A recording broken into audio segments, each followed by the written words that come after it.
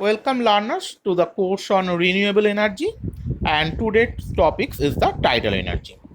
So far we have already covered the details of the solar cell, its foundation, solar array formation, the design factor, cost calculation, etc. And then we move towards the wind energy, and so far biomass and those things are already covered. So we are in the last part of our curriculum, and today we will cover the tidal energy. Myself, Arpan Deashi from the Department of Electronics and Communication Engineering in RCS Institute of Information Technology, India. Welcome all the learners to the course.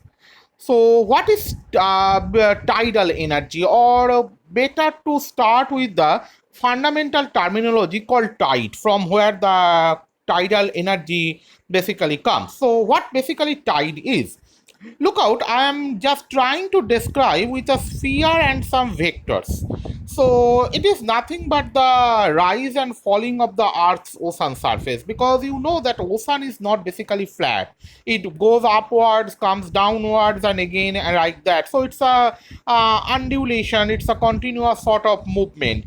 And why these things happens? Because you know from your school level geography classes that due to the gravitational attractive force between sun and moon, and also the Earth's rotational effect, which basically may be called as a Coriolis force, due to the combination of the Coriolis force and the gravitational attractive forces, basically the Earth's ocean layer, that means the sea level, basically goes up and down. So that is basically nomenclature as the tide. And what the tidal force is nothing but the vectorial difference between the two gravitational forces, Earth and Moon.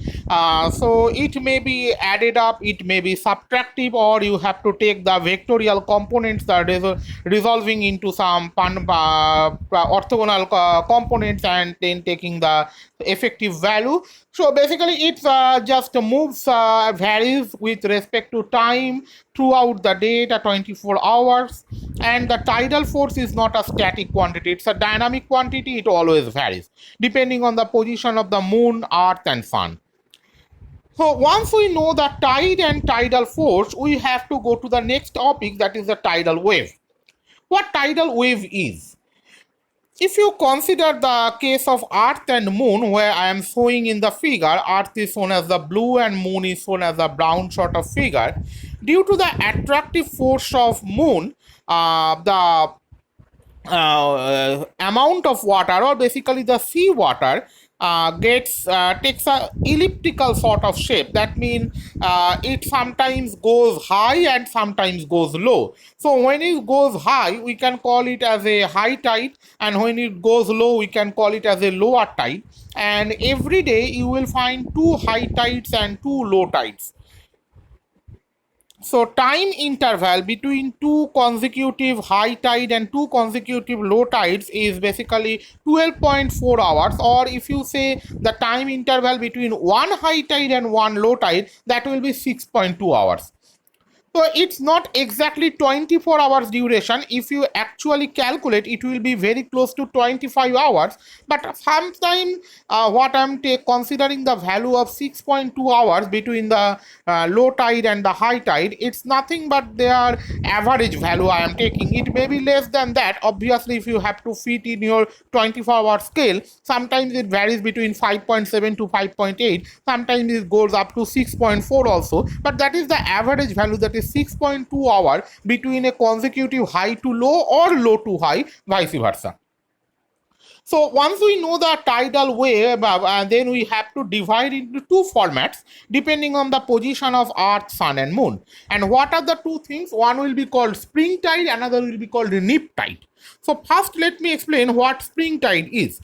It's nothing but if the sun, moon and earth plays in a same axis, and moon comes between sun and earth, or in the earth comes between sun and moon, then you will get the solar tide, and that will be more increased, or basically it's called sort of additive interference effect, and then you get the more elliptical shape. That means the major axis fundamentally increase.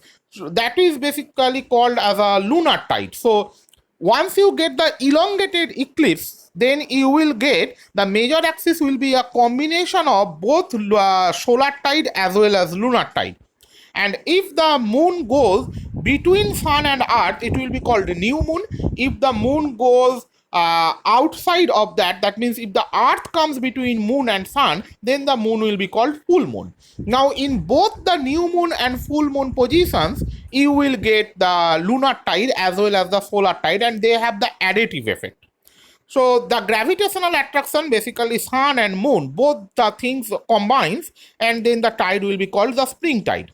Whereas if the sun and moon with respect to earth considering as a origin makes a orthogonal sort of coordinate system, that means earth and moon makes a straight line which is perpendicular to the straight line joining earth and sun, then it will be called niptide, because moon attracts the ellipse which is shown and the dotted figure in the brown color, violet color, which causes the lunar tide, whereas sun makes another sort of ellipse which is in the normal axial position, that causes the solar tide. So solar tide and lunar tide makes the opposite sort of attraction, and then the gravitational attraction force between sun and moon work orthogonally, and it will be called as a niptide.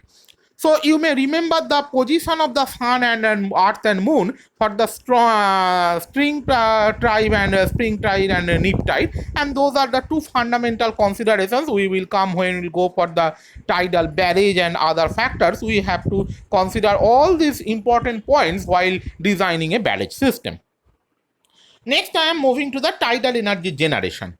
Tidal energy generation can be made of three processes. One will be called the in-stream device, second will be called barrage, and third will be called lagoon. But please remind, the lagoon structure is yet to be authorized and yet to be established in different parts of the world, because it is still in experimental phase.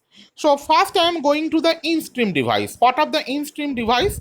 That means when the kinetic energy of the moving water, here you know that moving water means it's a tide. So kinetic energy of the moving water is utilized into power the turbines.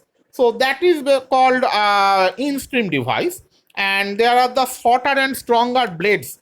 It works as an underwater windmills. You know the wind energy class, where the windmills have a very longer blade, and it has to be moved when the wind blows. Now this it's a type of windmill, we can say, but the blades has to be moved by force of water, and if water moves the blades, then blade should have less resistive force. That means you can't make the blades very longer, so you have to make the blade actually the shorter, thinner sort of blade, so that it can move, but its mechanical resistance should be such higher that water should not bend it. So another very important factor comes into play, the mechanical property of the material by which you are making those blades. And that's why the in-stream devices are called basically underwater windmills, and we have to remember this specific term.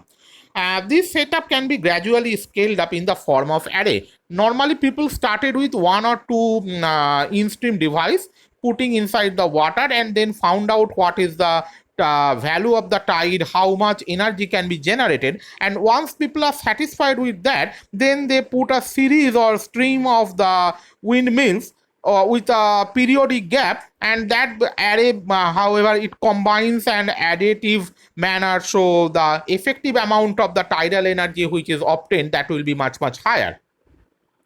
It has the lower potential cost, because once you are going for an array formation, naturally the mechanical construction part at the initial level may be higher, but once it is in a large scale, naturally the cost factor starts to reduce, and it has a higher ecological impact. Now this is one of the very important factor. You are getting the energy, but the ecosystem underwater, that is severely distorted, because the small creatures, the fishes and the other animals, and these things, the tortoise which are basically comes to the seashore, their life are severely affected due to the rotation of the water and those blades. So that's a dangerous case of the ecosystem, and now people have already moved, make some voices that this sort of tidal energy generation may be good for civilization, but maybe the total ecosystem may be destroyed. So people has to look on to these matters also.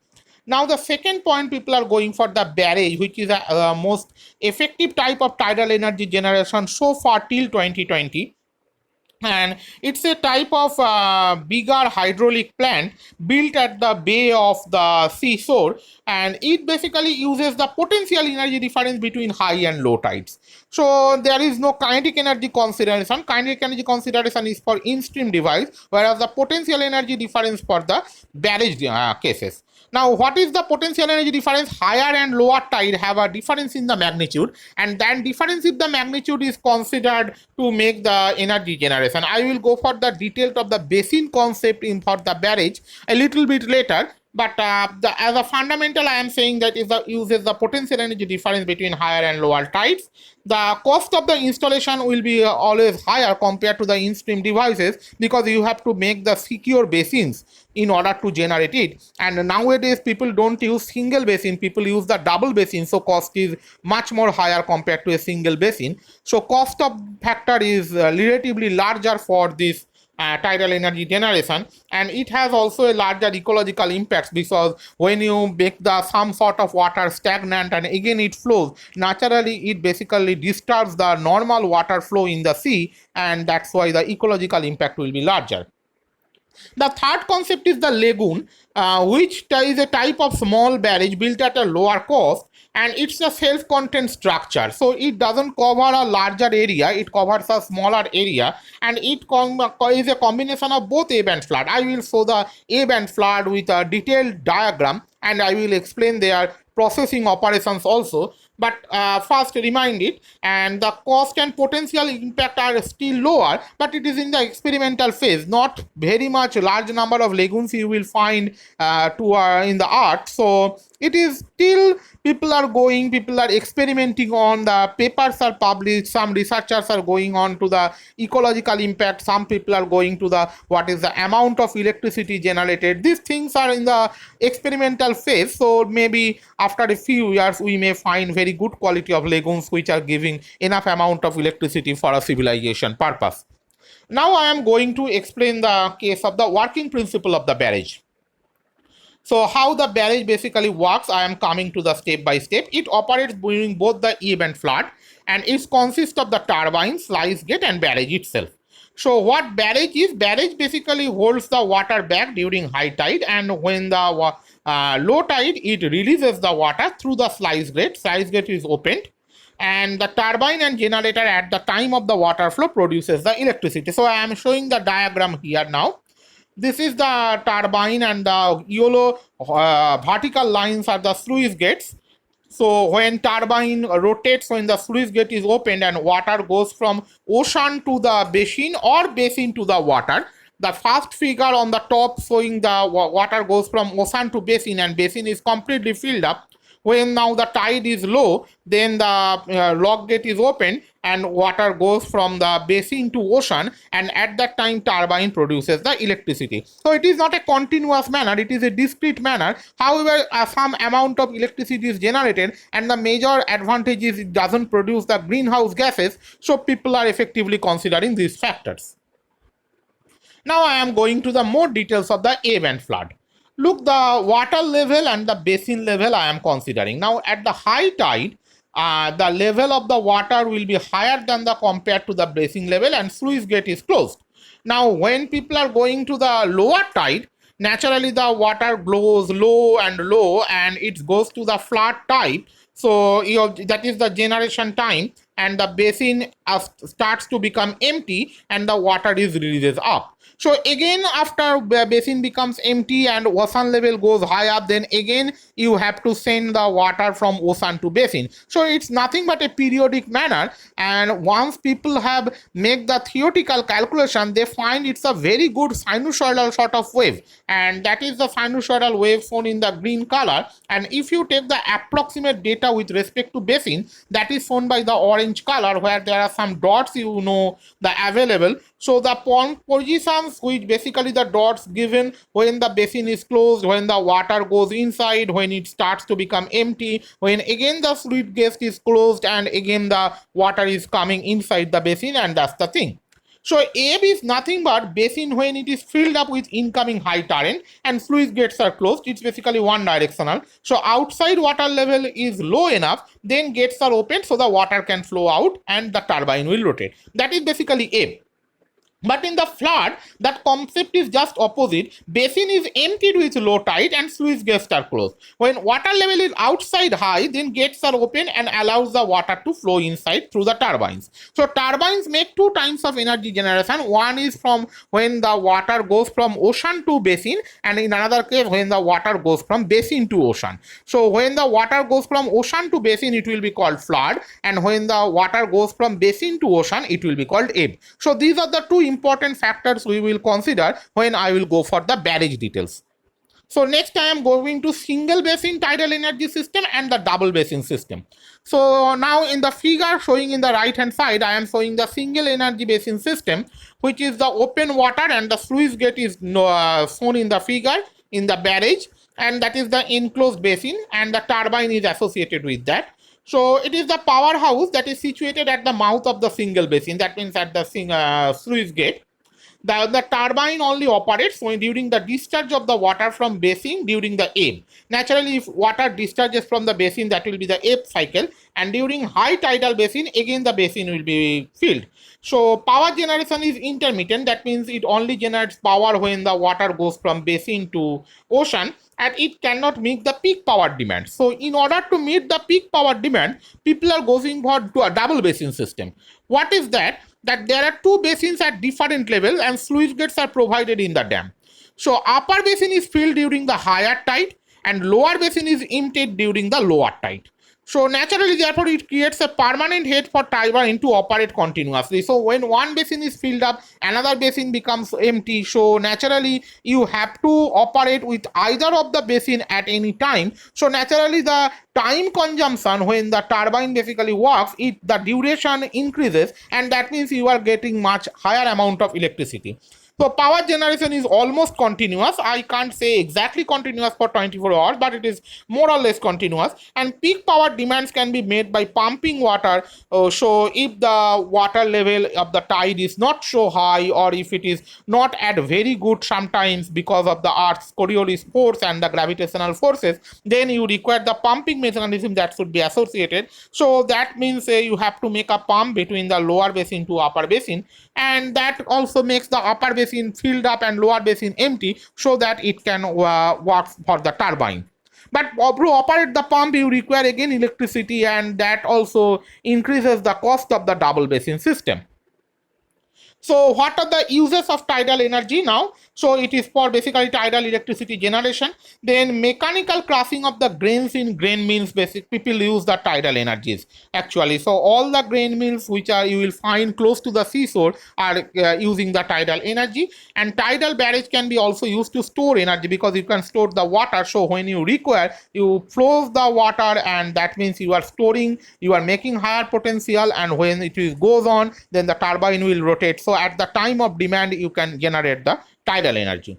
So the advantage is it's the inexhaustible source of energy, no greenhouse gas emission. It can be generated large scale because you know the 3/4 of the earth is covered by the water. So you have enough source of water. Then rise and the falls of the tides are predictable. It is almost circular motion. I have said 6.2 hours between the difference. So you know the periodic interval, and efficiency is much higher than solar, coal, or even at the wind.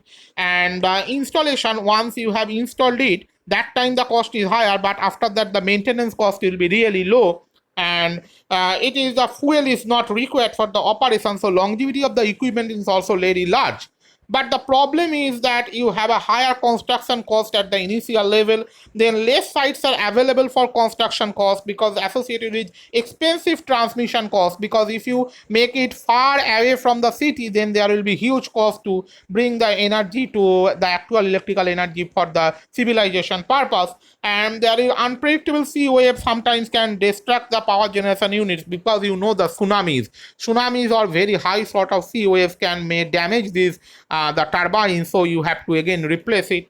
And electromagnetic emissions that also disrupt the acoustic ecosystem, I have already mentioned. So people are also thinking about the protecting of the ecosystem, simultaneously generating the tidal energy.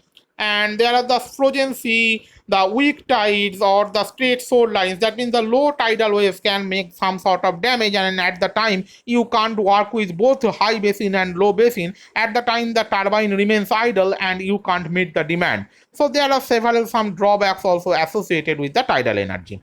There are some selected reference for this, and that's all for the tidal energy. In the next class we will move towards the geothermal and also the economical impact of the different sort of renewable energy courses. Thank you all.